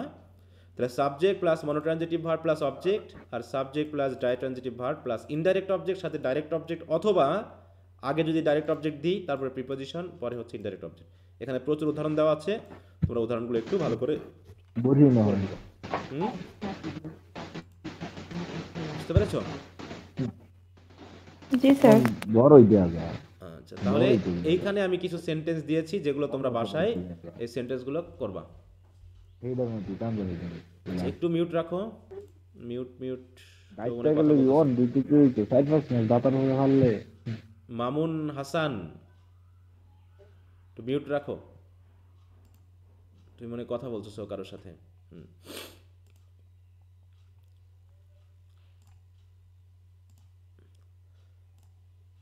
ওকে, এরপর আমরা চলে যাব হচ্ছে ইনট্রানজিটিভ ভার্বের জায়গাতে। হ্যাঁ, তাহলে আমরা কয়টা স্ট্রাকচার পেয়েছি অলরেডি বলো তো? 7টা স্যার। 7টা। এখন তাহলে ট্রানজিটিভ ভার্ব দিয়ে পেলাম 2টা, লিঙ্কিং ভার্ব দিয়ে পেয়েছিলাম 2টা, ফ্যাক্টিটিভ ভার্ব দিয়ে পেয়েছিলাম 2টা, বি ভার্ব দিয়ে পেয়েছিলাম 1টা। এই তো ভার্ব দিয়ে খেয়াল রাখবা, তাহলে আরও বেশি সুবিধা হবে। এরপর হচ্ছে ইনট্রানজিটিভ ভার্ব। ইনট্রানজিটিভ ভার্ব দিয়ে পাবো আমরা 1টা। খুবই ইনট্রানজিটিভ ভার্ব মানে কি? যার কোনো অবজেক্ট লাগে না। ট্রানজিটিভ ভার্ব মানে যার অবজেক্ট লাগে, আর ইনট্রানজিটিভ ভার্ব মানে হচ্ছে যার কোনো অ্যাকশন রিসিভারের প্রয়োজন নেই। মানে সাবজেক্ট যখন কোনো কাজ করবে ওই কাজটা করার জন্য তার দ্বিতীয় কোনো অন্য বিষয়ের প্রয়োজন নেই। যেমন আমি হাসছি, কি কি আছে এখানে? আই অ্যাম লাফিং, হ্যাঁ আমি হাসছি। বা আই অ্যাম স্লিপিং, আমি ঘুমাচ্ছি। এর জন্য কি আলাদা কিছু প্রয়োজন হচ্ছে কোনো কাজের জন্য, অন্য কোনো অবজেক্ট বা কোনো কিছুর প্রয়োজন আছে বলো তো? না। না। কোনো কিছুর প্রয়োজন নেই, তার মানে এখানে কোনো অবজেক্টের প্রয়োজন নেই। যেহেতু অবজেক্টের প্রয়োজন নেই, এটাকে বলবো আমরা ইনট্রানজিটিভ ভার্ব। ঠিক আছে? হ্যাঁ, তাহলে তাই বলছি কি দেখো, সিম্পল হিসাব, যে ভার্ব সম্পাদন করতে সাবজেক্টকে প্রত্যক্ষভাবে অন্য কোনো জিনিস বা ব্যক্তি, যেটা এই অবজেক্ট বলি, তারপর নির্ভর করতে হয় না, সে ভার্বকে ইনট্রানজিটিভ ভার্ব বলে। অর্থাৎ যে ভার্বের অবজেক্ট বা কমপ্লিমেন্ট লাগে না। যেমন my father is walking, they were shouting, the dog is barking, the wind blows, water flows, the man died. এভাবে দেখো কোনোটারই কোনো অবজেক্ট নেই, আছে কোনোটারই কিন্তু কোনো অবজেক্ট নেই। তাহলে এগুলো হচ্ছে কি ইনট্রানজিটিভ ভার্ব। অতএব স্ট্রাকচারটা হলো সিম্পল, সাবজেক্ট প্লাস হচ্ছে ইনট্রানজিটিভ ভার্ব, এই ঘটনাটা। তাহলে আর এখানে ইনট্রানজিটিভ ভার্ব কি হচ্ছে, যেমন দে আর গসিপিং, ওইখানে আর গসিপিং এটা সহই হচ্ছে ইনট্রানজিটিভ ভার্ব। না, এটা তো ভার্ব ফ্রেজ, আর সহ আমরা ভার্ব ফ্রেজ বলছি, কিন্তু আমরা মূল ভার্বকে সবসময় হিসাব করি, সাহায্যকারী ভার্বকে না। যখন ভার্ব কাউন্ট করব তখন প্রিন্সিপাল ভার্বকে আমরা বলবো, সাহায্যকারী ভার্বকে না। তাহলে আছে? ইনট্রানজিটিভ ভার্ব হচ্ছে ইজ, যেমন হিজ ফাদার ইজ ওয়ার্কিং, না এখানে না is। না, ইজ কেন? প্রিন্সিপাল ভার্ব কোনটা? প্রিন্সিপাল ভার্ব কোনটা বলো? ওয়ার্কিং। হ্যাঁ, ওয়াকিং। আমি এখন বললাম, আমি মনে একটা সেন্টেন্স তোমাকে দিলাম যে আই অ্যাম ইটিং রাইস, তাহলে আমি অ্যামকে বলবো ও এখানে স্যার, ট্রানজিটিভ ভার্ব। স্যার এবার বুঝেছি আমি। এখন যদি বলে আই অ্যাম ওয়াকিং, তাই না, আমরা প্রিন্সিপাল ভার্ব হিসাব করবো, অক্সিলারি ভার্ব তো না। এখন অক্সিলারি ভার্ব তো আমার ট্রানজিটিভ ভার্বের সাথে থাকতে পারে, ইনট্রানজিটিভ ভার্বের সাথেও থাকতে পারে, এটা তো ভার্ব ফ্রেজের অংশ। আমি সবসময় প্রিন্সিপাল ভার্বটাকে কাউন্ট করবো, সে ট্রানজিটিভ নাকি ইনট্রানজিটিভ। তাহলে জি স্যার, এই বুঝতে আমটা কি পেরেছি। আমাদের এই আমটা তো আমাদের লিঙ্কিং ভার্ব না, এই আম কি লিঙ্কিং ভার্ব নাকি auxiliary verb? Auxiliary verb. Auxiliary verb, তাই না? আমরা তো আর আবার অ্যামকে আমরা বি ভার্ব বলছি না, যেটা ছিল হচ্ছে কি দেখো, এখানে অনেক রকম হতে পারে, যে আই অ্যাম আ স্টুডেন্ট। দেখো অ্যাম এর কাজ দেখো, তার বলছে I am in the classroom. তাহলে এখন ভাবো তো এই অ্যামগুলো দিয়ে কোন অ্যামটা কি, এই অ্যামটা কি কি I verb? I am a student, এখানে অ্যামটা হচ্ছে লিঙ্কিং ভার্ব। হ্যাঁ, I am in the classroom, এখানে অ্যামটা হচ্ছে বি ভার্ব। Be verb. আর এই আই অ্যাম, অ্যাম এই দুটা কি ভার্ব? আর আই অ্যাম ইটিং রাইস, ওইখানে হচ্ছে ওই অ্যামটা হচ্ছে অক্সিলারি ভার্ব। আর আই অ্যাম ওয়াকিং, ওইটাতেও ওইটা অক্সিলারি অক্সিলারি ভার্ব, ভার্ব। এটা কন্টিনিউয়াস টেন্সের অক্সিলারি ভার্ব, ঠিক আছে? হ্যাঁ, জি স্যার। এই দুই জায়গায় তারা হচ্ছে প্রিন্সিপাল ভার্ব, এখানেও অ্যাম প্রিন্সিপাল ভার্ব, এখানেও অ্যাম প্রিন্সিপাল ভার্ব। প্রিন্সিপাল ভার্বের মধ্যে এ হচ্ছে লিঙ্কিং আর এ হচ্ছে বি ভার্ব, আর এখানে বি ভার্ব হচ্ছে সাহায্যকারী ভার্ব, কন্টিনিউয়াস টেন্স গঠন করেছে। কিন্তু আমি তো মিনিং করতেছি ইটিং এর, তাই না? আমি মিনিং করছি ওয়াকিং এর, অথবা আমি ট্রানজিটিভ ইন্টারজেটিভ এগুলো হিসাব করবো হচ্ছে প্রিন্সিপাল ভার্বের, ঠিক আছে? এই জি স্যার, বুঝতে পেরেছি। দেখো দে আর গসিপিং, এর কি কোনো ইয়ে আছে, আর কোনো অবজেক্ট আছে, কিছু আছে লাগবে? তারা গল্প করতেছে, গসিপিং মানে গল্প করা। স্যার, বলো। I am in the classroom, এখানে এমটা ফ্যাকেটিভ ভার্ব না? ফ্যাকিটিভ ভার্বের সাথে মিলাই ফেললা? ফ্যাকিটিভ ভার্ব কখন হয় বলো তো? তুমি বলো তো, কেন তোমার কাছে মনে হচ্ছে এটা ফ্যাকিটিভ ভার্ব? স্যার, যখন আহ, অবস্থান সময় এবং অবস্থান বোঝাবে তখন। তাই বলেছিলাম আমি, দেখছো প্যাঁচ লাগাই ফেলছো। না, অবজেক্টের সাথে যুক্ত থাকলে তখন অবজেক্ট থাকে। কই এখানে অবজেক্ট আছে কোনো? বলো, এখানে এই যে ইন দা ক্লাসরুম কি অবজেক্টের কোনো পরিচয়? হ্যাঁ স্যার, বুঝতে পারছি। প্যাঁচ লাগাচ্ছ কেন বলো? আরও পড়তে হবে, মানে পড়ার ঘাটতি আছে বলে তুমি প্যাঁচটা লাগাইছো মেনলি, পড়তে হবে বেশি বেশি। এখানে তো বোঝা যাচ্ছে ক্লিয়ার হিসাব এখানে একদম। হ্যাঁ, আমি যদি এখানে বলতাম এরকম করে যে কেটে গেল,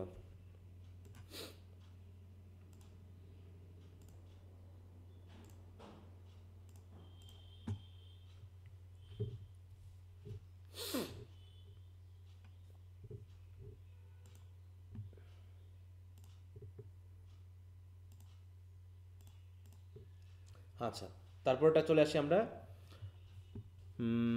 লাস্ট যে স্ট্রাকচার, তাহলে 8 নম্বর স্ট্রাকচারটা আমরা শিখে ফেললাম। এরপর আমরা লাস্ট স্ট্রাকচারে যাব, যেটা একটু ভিন্ন এবং এটার ব্যবহার অনেক ব্যবহার রয়েছে। দেখো, ইন্ট্রোডাক্টরি দেয়ার দিয়ে একটা সেন্টেন্স গঠিত হয়। ইন্ট্রোডাক্টরি দেয়ার এইচএসসি লেভেলে তোমাদের আশা করি শেখার কথা, দেয়ারের ব্যবহারটা শিখছো নিশ্চয়ই। স্পেশাল ফ্রেজ বলে যে অপশনটা থাকে সেখানে মেনলি এটা থাকে, তাই না? শিখছো দেয়ারের ব্যবহারটা? জি স্যার, ইন্টারমিডিয়েটে ছিল। হ্যাঁ, ইন্টারমিডিয়েটে ছিল। তো যাই হোক, তাহলে দেখো এই দেয়ারের ব্যবহার ইংলিশ ল্যাঙ্গুয়েজে কিন্তু 3 ধরনের রয়েছে। হ্যাঁ, একটা হচ্ছে অ্যাডভার্বিয়াল দেয়ার, মানে আই ওয়েন্ট দেয়ার, মানে আমি সেখানে গিয়েছিলাম। আর একটা হচ্ছে ইন্টারজেকশন দেয়ার, মানে হচ্ছে লুক দেয়ার দেয়ার, মানে কি দেয়ার দেয়ার, ওই যে এরকম বলি না আমরা, এরকম অর্থে। এটা হচ্ছে ইন্ট্রোডাকশন হিসেবে ব্যবহার করা হয়, ইন্ট্রোডাকশন। আর ইন্ট্রোডাক্টরি দেয়ার হলো এরকমভাবে যে প্রথমে দেয়ার দিয়ে সেন্টেন্সটা শুরু হয়। এখন এটা কখন হয়, কখন এই দেয়ার দিয়ে সেন্টেন্সটা মেনলি আমরা শুরু করি, সেটা আমাদেরকে একটু জানতে হবে। হ্যাঁ, বলতেছে ইন্ট্রোডাক্টরি দেয়ার মেনলি ব্যবহৃত হয় যখন আমরা কোনো কিছুর অবস্থান নির্দেশ করতে চাই। দেখো বলছে সাধারণত কোনো কিছুর অবস্থান নির্দেশ করতে ইন্ট্রোডাক্টরি দেয়ার ব্যবহার করা হয়। কেমন, মন করে একটু খেয়াল করো। এই জায়গায় একটা সেন্টেন্স বলি যে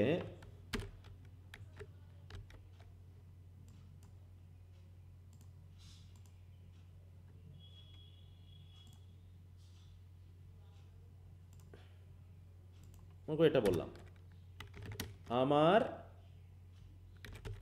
কিছু বই আছে আর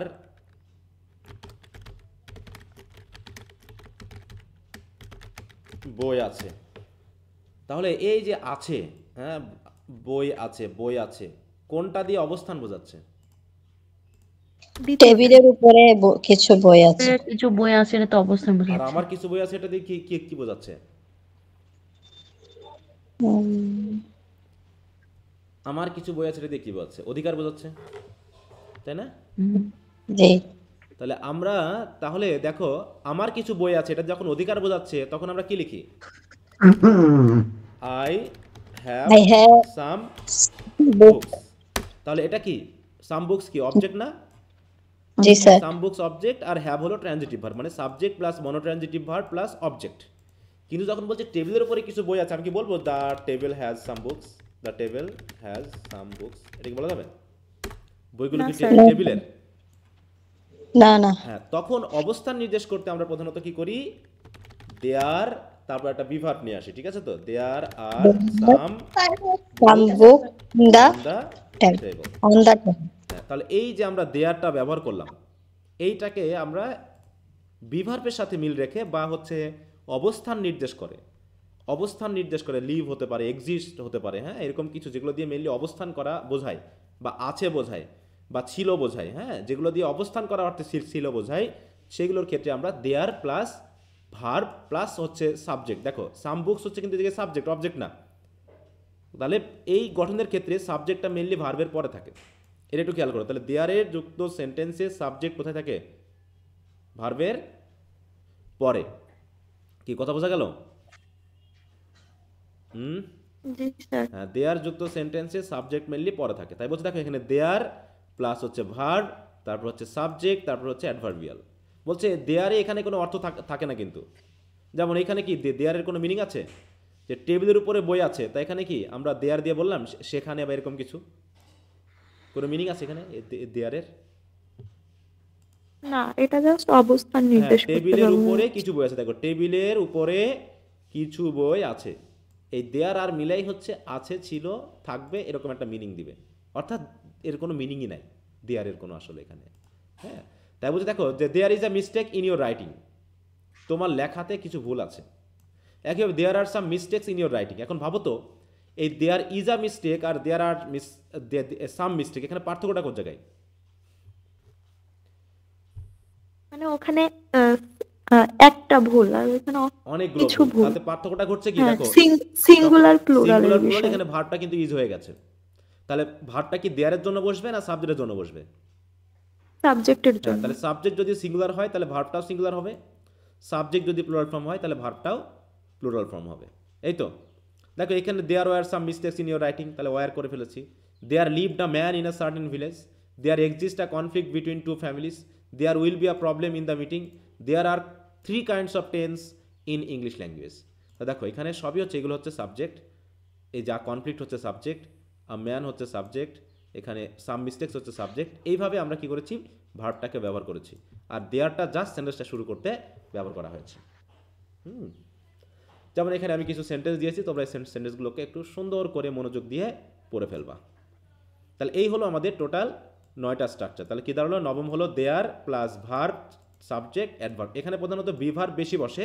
তার সাথে বললাম কি, যেগুলো দিয়ে অবস্থান নির্দেশ করে, যেমন লিভড, এক্সিস্ট, এই জাতীয় কিছু ভার্ব আসতে পারে।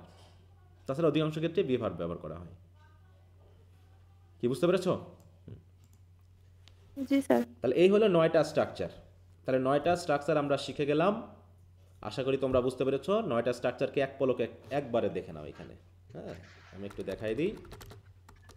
এবার আমি এইভাবে সাজিয়েছি, এতক্ষণ পড়লাম একভাবে আর সাজালাম একভাবে। প্রথমে পারলাম কি দেখো, সাবজেক্ট প্লাস ইনট্রানজিটিভ ভার্ব। ঠিক আছে, সাবজেক্ট প্লাস ইনট্রানজিটিভ ভার্ব, যার কোনো কমপ্লিমেন্টও লাগে না, যার কোনো কি লাগে না, অবজেক্টও লাগে না, তাই না?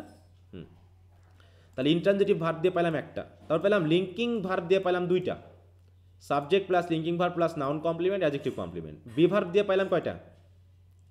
একটা, সেটা হচ্ছে অ্যাডভার্বিয়াল কমপ্লিমেন্ট সহ। এবার হচ্ছে ট্রানজিটিভ ভার্ব দিয়ে পেয়েছি কিন্তু আমরা কয়টা? ট্রানজিটিভ ভার্ব দিয়ে পেয়েছি কিন্তু আমরা দুইটা, একটা হচ্ছে মনোট্রানজিটিভ ভার্ব আর একটা হচ্ছে ডাইট্রানজিটিভ ভার্ব। এখানে আমি একটু চেঞ্জ করেছি, কারণ কি, মনোট্রানজিটিভ ভার্বের পরে যে অবজেক্ট থাকে, তারপরে অবজেক্টের সাথে যখন নাউন কমপ্লিমেন্ট বা অ্যাডজেক্টিভ কমপ্লিমেন্ট যুক্ত করি, তখন সেগুলো হয়ে যায় ফ্যাক্টিভ ভার্ব। তাহলে মনোট্রানজিটিভ ভার্ব এগুলো কিন্তু সবই মনোট্রানজিটিভ ভার্ব, তাই তো? এখানে কারণ একটা করে অবজেক্ট আছে আর তার সাথে একটা করে কমপ্লিমেন্ট আছে, এই জন্য এই নামটা হয়ে গেছে কি, ফ্যাক্টিভ ভার্ব। আর ডাইট্রানজিটিভ ভার্বের গঠনটা কি, indirect object plus direct object. আর দেয়ার হলো কি, there plus verb plus subject plus adverbial. এই হলো আমাদের 9টা স্ট্রাকচার। কি সবাই বুঝতে পেরেছ? জি স্যার। হ্যাঁ, এখন একটু দেখে নাও সবাই। যদি কোনোটা বুঝতে অসুবিধা হয় আমাকে বলবা, অথবা আমি যেভাবে বুঝালাম সেভাবে মনে রাখতে পারো, অথবা এভাবেও মনে রাখতে পারো, তোমাদের যেটা সুবিধা মনে হয়। কিন্তু যেন বেসিক ব্যাপারটা আমার ভুল না হয়। আচ্ছা, তোমরা একটু 2 মিনিট দেখে নাও, একটু ভেবে নাও। আমি 2 মিনিট পর যারা মনে করবে যে স্যারকে আমি এখন জিজ্ঞাসা করবো, তোমরা একটু হাত তুলবা। আমি তোমাদেরকে জিজ্ঞাসা করবো, 9টা স্ট্রাকচার আমাকে পরপর বলতে পারতে হবে। হয় এইভাবে, আর না হয় যেভাবে শিখিয়ে আসলাম ওইভাবে সিরিয়ালি বলবা, যেন সিরিয়াল ব্রেক না হয়। সিরিয়াল ব্রেক হওয়া মানে বুঝবো তোমার পড়াটা হয়নি। এটা আমি চাই একদম সিরিয়ালভাবেই বলতে, মনে থাকবে তো? 8টা 15 আমি জিজ্ঞাসা করবো, তোমরা একটু ভালো করে খাতায় লেখো বা একটু প্র্যাকটিস করে নাও।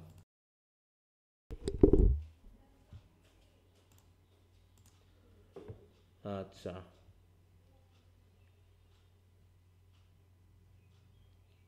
দেখি আমি এখান থেকে 2-3 জনকে ধরবো। আচ্ছা, মিতু যেহেতু আগে হাত তুলেছে, মিতু বলো, ক্লিয়ারলি বলে যাবা, আমরা সবাই শুনবো, ভুল হলে শেষে ধরাই দিবা। হ্যাঁ বলো। Subject plus intransitive verb, subject plus linking verb plus noun complement, subject plus linking verb plus adjective complement, subject plus be verb plus adverbial complement, subject plus monotransitive verb plus object, subject plus factitive verb plus object plus noun complement, subject plus factitive verb plus object plus adjective complement, subject subject plus ditransitive verb plus indirect object plus direct object. এর আরেকটা structure আছে, subject plus ditransitive verb plus direct object plus preposition to with for plus indirect object, there plus verb plus subject plus adverbial. এটা হচ্ছে ব্যাপার। আর আরেকটা ব্যাপার হচ্ছে, তাহলে কি আমরা পেয়ে গেলাম সবগুলো নাকি? পেয়েছি সবাই? আচ্ছা, এখানে ফ্যাক্টিটিভ হবে, বুঝতে পারছো? টেটিভ না, আমরা টিটিভ, ফ্যাক্টিটিভ ভার্ব। হ্যাঁ, ফ্যাক্টেটিভ না, ওটা টিআই আছে না বানানে? জি স্যার। হ্যাঁ, টিআই দেখো, ফ্যাক্টে হলে তো টিএ থাকতো, এটা হচ্ছে টিটিভ। হ্যাঁ, টিটিভ। স্যার ওটা খেয়াল করি নাই। হ্যাঁ, একটু খেয়াল করতে হবে, আমি ফ্যাক্টেটিভই বলছি কিন্তু ফ্যাক্টেটিভ না। হ্যাঁ, একটু উচ্চারণগুলো খেয়াল করতে হবে। Very good. আচ্ছা, হ্যাঁ, সুন্দর হয়েছে। এখন মনে রাখতে হবে। আর একজনকে ধরি, জুয়েল রানা আছো? জুয়েল রানা ছেলেদের মধ্যে, এটা কি ছেলে? জুয়েল রানা? জি স্যার, উপস্থিত আছে। হ্যাঁ বলো। Subject plus transitive verb, subject plus linking verb plus noun complement. প্রথমটা তুমি বললা কি? Subject plus transitive verb, intransitive verb. হ্যাঁ, Second, subject plus linking verb plus non-complement. Subject plus linking verb plus adjective complement. Subjective plus be verb plus adverbial complement. তারপরটা subject plus monotransitive verb plus object, subject plus factitive verb plus object plus noun complement, তারপর subject plus factitive verb plus object plus adjective complement, তারপর subject plus ditransitive verb plus indirect object plus direct object. এটার আর একটা করা যায়, যদি direct object আগে আনি তাহলে ইনডাইরেক্টের সাথে প্রিপোজিশন লাগাতে হবে এর আগে। তারপরে there plus subject verb plus subject plus adverbial লাস্টেরটা স্যার। আচ্ছা, ভেরি গুড। হ্যাঁ, এই হচ্ছে 9টা বেসিক স্ট্রাকচার। ঠিক আছে, এই স্ট্রাকচারগুলোই জোড়াতালি দিয়ে আমরা অনেক বড় সেন্টেন্স তৈরি করতে, এর বাইরে আর কোনো স্ট্রাকচার মেনলি আসে না। তোমরা প্রত্যেকটা সেন্টেন্স এখন ভেঙে ভেঙে দেখতে পাবা যে এর ভিতরেই পড়ছে, বুঝতে পেরেছো? তা এই জন্য এই স্ট্রাকচারগুলোকে একদম ভালো, কারণ তুমি যে এই যে বিশেষ করে রিডিং স্কিলসের পার্ট এতে যে সেন্টেন্স তৈরি করবা, তাই না, সিনোনিম দিয়ে সেন্টেন্স তৈরি করবা, মিনিংয়ের পর সেন্টেন্স তৈরি করবা, এইগুলো কিন্তু তোমাকে এই স্ট্রাকচার দিয়ে করলে দেখা যাবে ছোটো ছোটো করে তুমি কাজগুলো করতে পারছো। আচ্ছা, ভেরি গুড। তো সবাইকে ধন্যবাদ যে সবাই হাত তুলেছো, অনেকেই, তা তোমরা পেরেছো। আর যদি কারো কোনো প্রবলেম থাকে বাসায় আবারও এই শিটটা ভালো করে পড়ে নিবা, ঠিক আছে? এই শিটটা একটু ভালো করে পড়ে নিবা, আশা করি তোমাদের কাজগুলো হয়ে যাবে। এখন আগামী ক্লাসে আমরা মেনলি আলোচনা করব হচ্ছে ইয়া নিয়ে, বুঝতে পারছো? কারণ ফ্রেজ, ক্লজ এই তিনটা নিয়ে আলোচনা করতেই হয়, কারণ এই তিনটা খুবই গুরুত্বপূর্ণ। আগামী দিন আমরা আলোচনা করব হচ্ছে ফ্রেজ নিয়ে, মনে থাকবে? আজকে তোমাদের কাজ হলো এই শিটটাকে ভালো করে পড়ে ফেলা। আগামী দিন আমরা কিছু সেন্টেন্স থেকে খুঁজে নেওয়ার চেষ্টা করব যে আসলে প্রত্যেকটা সেন্টেন্সে আমরা স্ট্রাকচারগুলোকে পাই কিনা। আর রিডিং স্কিলসে যেহেতু যে প্যাসেজগুলো আছে ওখানে ক্লজ ফ্রেজ না শেষ করা পর্যন্ত আসলে ওইখানে আমরা খুঁজে পেতে একটু ডিস্টার্ব হবে, কারণ কমপ্লেক্স সেন্টেন্স বা কম্পাউন্ড সেন্টেন্সে গেলে তখন এই ঝামেলাগুলো হয়ে যাবে যে আমি বুঝতে পারতেছি না, হ্যাঁ, সেন্টেন্সটার স্ট্রাকচারটা কেমন। এই জন্য আমাদেরকে ক্লজ ফ্রেজ একটু আলোচনা করতে হবে। তারপরে আমরা ভয়েস পড়বো, টেন্স পড়বো, মানে গ্রামারের কিছু বেসিক বিষয় আমরা প্রথমে 2-5টা ক্লাসে আলোচনা করবে এভাবে। তাহলে এই স্ট্রাকচারগুলো কি মুখস্থ হয়েছে সবার? এখন এই স্ট্রাকচারগুলো আমি একটা বই থেকে গ্রহণ করেছি, বইয়ের নামটা তোমাদেরকে আমি বলে দিচ্ছি। এই বইটা কিনে তোমরা একটু পড়বা, বইয়ের দাম বেশি হবে না, হয়তো 150 থেকে 200-র ভিতরে বা তারও কম হতে পারে, আমি জানি না বইয়ের দামটা এখন কেমন। এই বইটা একটু কিনবা সবাই, আমি তো কিছু অংশ দিয়েছি মাত্র, আর ওই বইটাতে আরও বিশ্লেষণ করা আছে।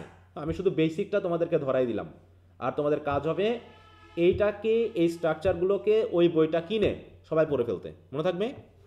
দেখো, থাকতে পারে কারো কাছে হয়তো বা বইটা,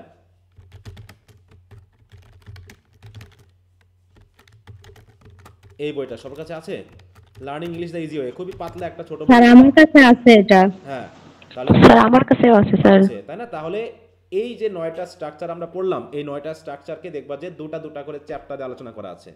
প্রথমে সিঙ্গেল স্ট্রাকচার আলোচনা করা আছে, তারপর সেটাকে আবার ইয়াতে মানে বিভিন্ন ধরনের যে সেন্টেন্স দিয়ে সেখান থেকে আবার ফাইন্ড আউট করে দেওয়া আছে। তো এই জায়গাতে পড়লে তোমরা আরও বেশি শিখবা। আমি তো জাস্ট মনে করো 5% বুঝিয়ে দিলাম, আর এই বইটাতে আরও 95% তোমরা বুঝতে পারবা, ঠিক আছে? লেখকের নাম হচ্ছে কি বলো তো, জানা আছে? সদরুদ্দিন আহমেদ। হ্যাঁ, বইটা খুবই ভালো, খুবই ভালো। ফ্রেজ, ক্লজ এবং সেন্টেন্স স্ট্রাকচার শেখার জন্য একটা বেস্ট বই। এরকমটা আলোচনা আমি কোনো বইয়ে দেখি নাই। হ্যাঁ, তা তোমাদের কাজ হলো বইটা সবাই কিনে ফেলবা, কিনে নিয়ে তোমরা এই বইটাতে আবার একটু স্টাডি করে ফেলবা, এবং অনেক সেন্টেন্স স্ট্রাকচার বা ওয়ার্ড দেখবা তোমরা শিখে যাবে, এবং লিঙ্কিং ভার্বের যে আরও প্রকারভেদ আছে, আরও যে ইউজ আছে সেগুলো তোমরা শিখতে পারবা। ওখানে তো আমি তো শুধু সিঙ্গেল দেখালাম, ওখানে বিভিন্ন ফ্রেজ, তারপর হচ্ছে ফ্রেজগুলোকে আলাদা করে এক্সটেন্ড করা, এগুলো সবই কিন্তু ওখানে বলে দেওয়া আছে। কারণ অত জটিলতা আমি এখন যাচ্ছি না, তোমরা একটু বই থেকে পড়ে নিবা, কি মনে থাকবে? যাদের কাছে নেই বইটা একটু দয়া করে খরচ করে কিনে ফেলো, যদি ইংলিশ নিয়ে কিছু করতে চাও জীবনে। আচ্ছা, তাহলে কি হবে, পুরো শিটটা এখন পড়বা। হ্যাঁ, read the whole sheet of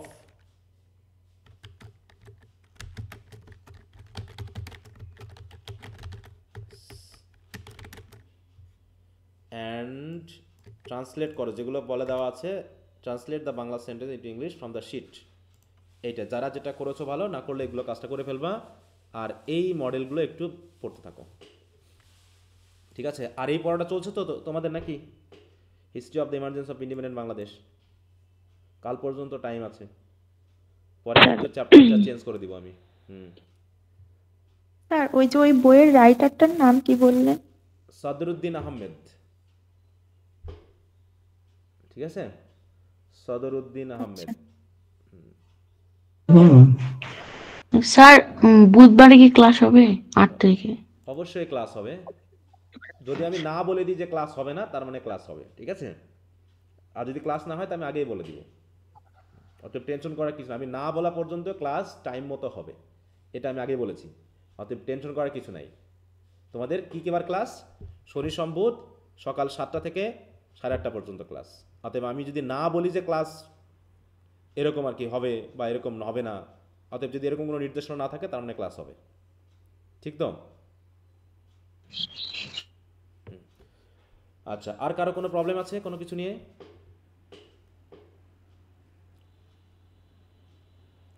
নাই? আচ্ছা, তো যদি না থাকে তো আজকে তাহলে এ পর্যন্তই। সবাই তাহলে ভালো থাকো, আগামী ক্লাসে কথা হবে। ওকে, ওকে, বাই।